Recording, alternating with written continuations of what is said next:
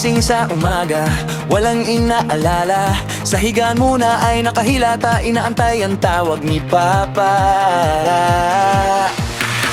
Pagbaba papuntang kusina, timpla agad ng kape si Kuya. May kasama pang tinapay at pansit, papahaba ng buhay. Hindi muna maliligo, hindi muna magsisipilyo. Maglalaro muna ng games ang anak na pilyo. Pagkatapos maglaro, mang-iinis ng pamangkin, inisin lang naman at paiyakin.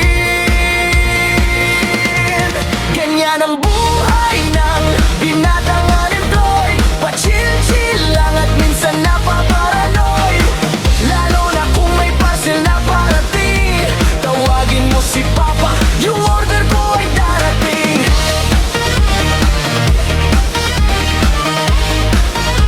Yung order ko ay darating.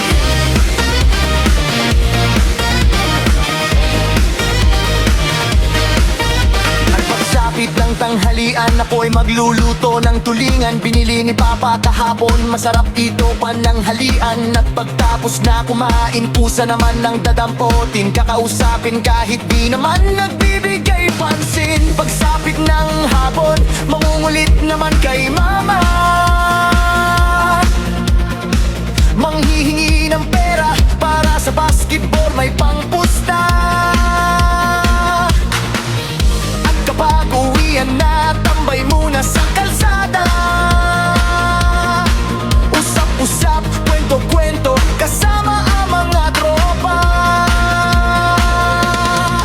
Ganyan ang buhay ng binatang unemployed, pa-chill-chill lang at minsan napaparanoid. Lalo na kung may parcel na parating, tawagin mo si Papa, yung order ko ay darating.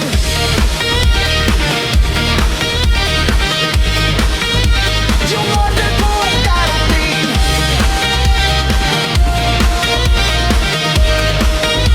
Yung order ko ay darating. At pagsabit ng gabi, kung saan tulog na ang lahat, ang binatang unemployed, mata niya ay still dilat. Napakamot sa ulo, napasabi bigla. Yung parcel ko bukas, makancel ko kaya.